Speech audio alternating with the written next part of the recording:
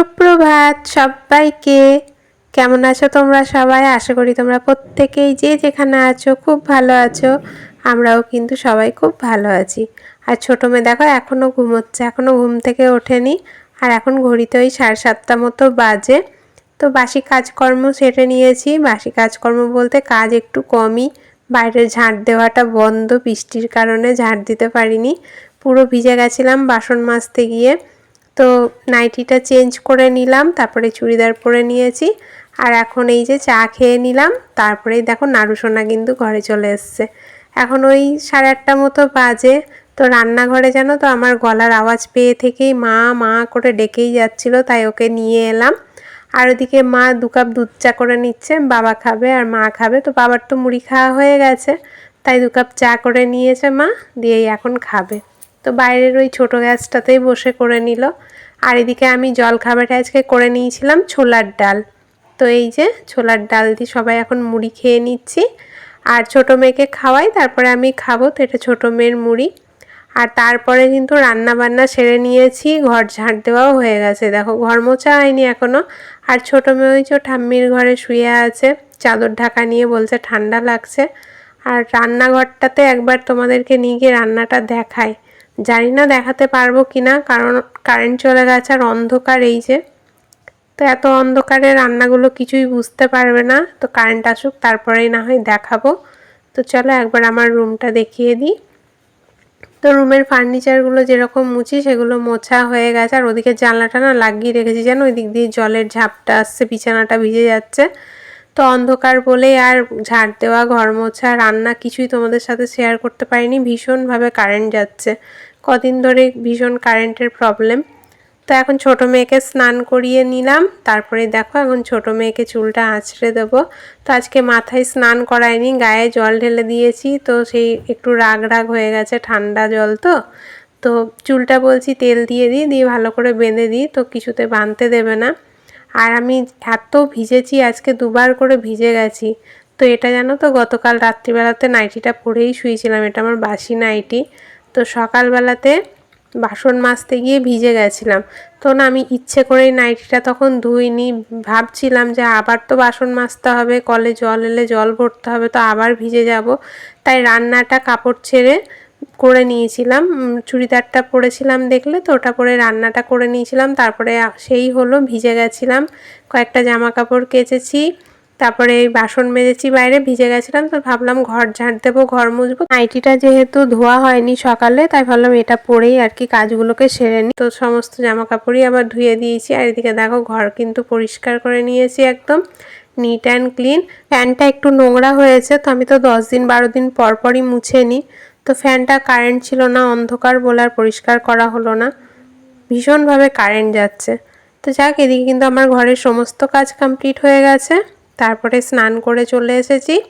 আর স্নান করে যে এখন চুলটা আঁচড়ে নিচ্ছি। ঠাকুর প্রণাম করতে এখনও বাকি আছে। তারপরে চুলটা আঁচড়ে সিঁদুরটা পরে নিই, তারপরে ঠাকুর প্রণাম করতে যাব।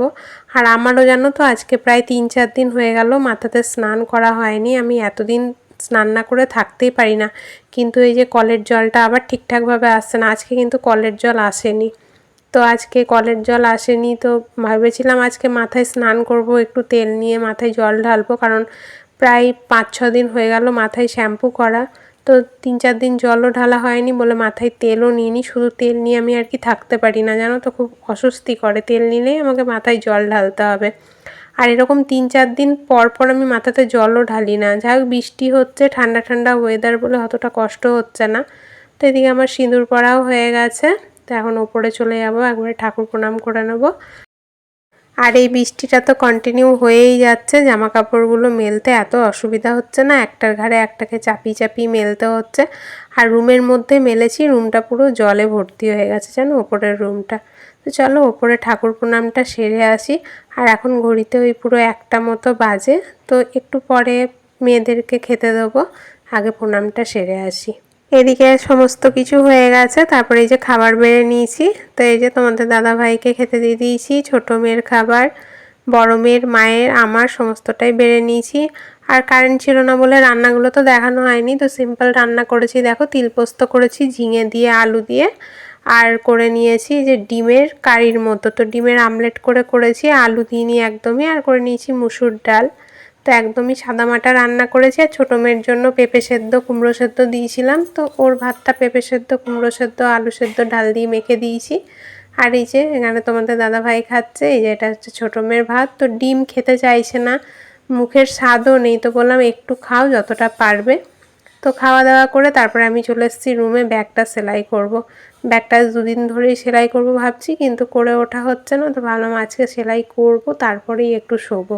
তো খাওয়া দাওয়া করেই কিন্তু চলে এসেছি রুমে ব্যাগটা সেলাই করব বলে। আর এই কাঁচিটা দিয়ে কেটেছি বলে না একটু টেরা কাটা হয়ে গেছে জানো তো, তো সেলাই করে মেকআপ করতে হবে।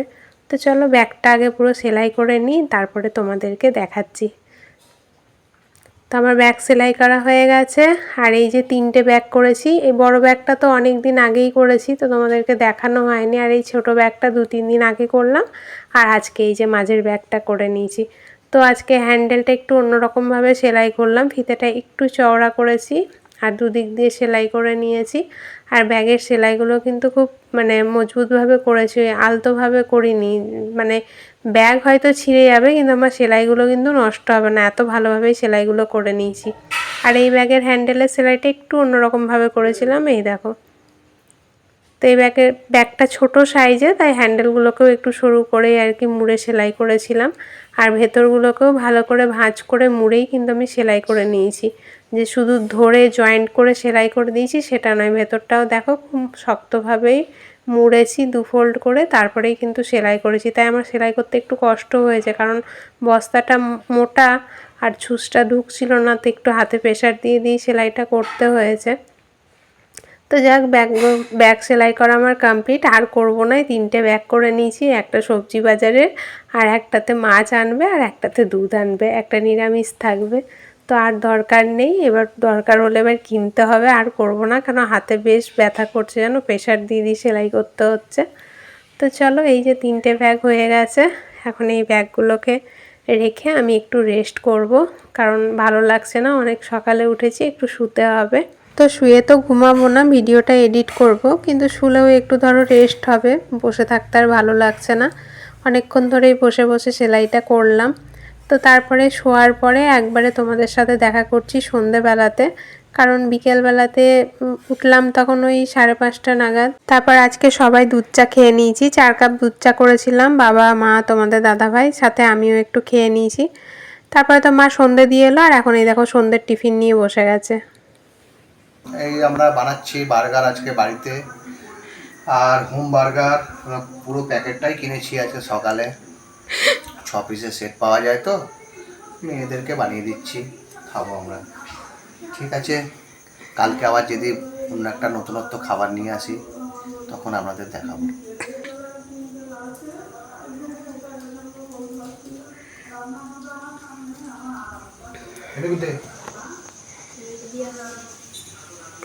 একটা বাড়িতে মাকে দিয়ে দেন, মা দিয়ে দেবে, মাকে দিয়ে দেন। কার এটা? ঠাকুমার। তো এখন এই যে সবার একটা করে বানিয়ে নিচ্ছে, সবার বলতে তোমাদের দাদাভাই খাবে আর বড় মেয়ে খাবে, আর ওই যে মাকে দিয়ে এলো। বাবা তো এসব খান না, আর আমিও আজকে খাবো না, কারণ আমিও না দুধ চা খেয়েছি, দিয়ে আমার এবার অম্বল অম্বল মনে হচ্ছে।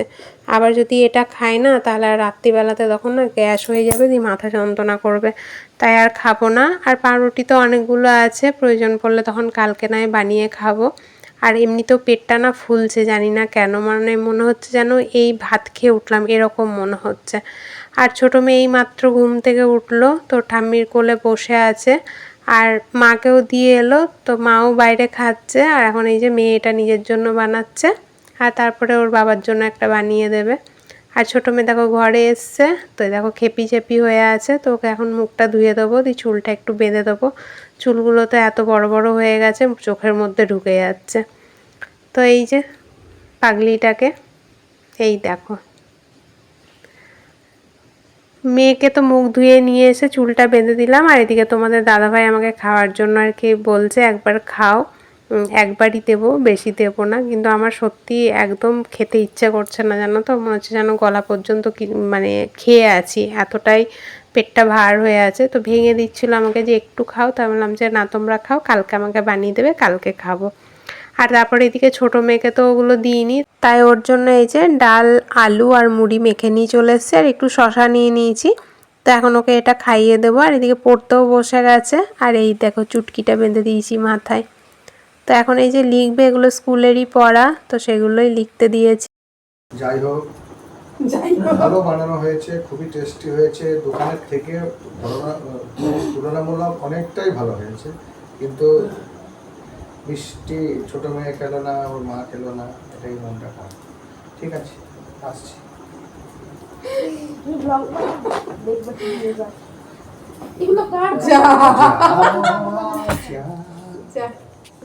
ভিডিও করতে করতে তো ওই যে কারেন্ট চলে গেছিলো, তো বেশিক্ষণের জন্য যায়নি, 10-15 মিনিট মতো গেছিলো।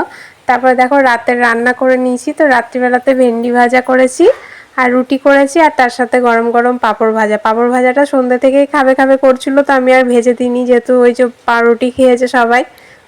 তো এখন ওই যে ভেজে নিয়েছিলাম, আর এদিকে মাকে খেতে দিয়ে দিয়েছি, তোমাদের দাদাভাই খাচ্ছে, আর ছোটো মেয়েরও কিন্তু খাওয়া হয়ে গেছে। আর এখন আমি আর বড় মেয়ে খাবো। তো রাতের খাওয়া দাওয়া কমপ্লিট, এখন এবার মেয়েকে ঘুম পাড়াবো। তো এখন বাইরে বসে টিভি দেখছে, আর বিছানাও করা হয়নি, বিছানাটাও করে নেবো। আজকের ভিডিওটা তাহলে এখানেই শেষ করছি। আজকের ভিডিওটা যদি তোমাদের ভালো লাগে তাহলে প্লিজ একটা লাইক একটা কমেন্ট করে দিও, আর যারা নতুন আছো তারা চ্যানেলটাকে কিন্তু সাবস্ক্রাইব করে দিও। তো আজকের মতো টাটা, গুড নাইট, সবাই খুব ভালো থেকো, সুস্থ থেকো। কালকে একটা নতুন ভিডিও নিয়ে আসছি। চলো।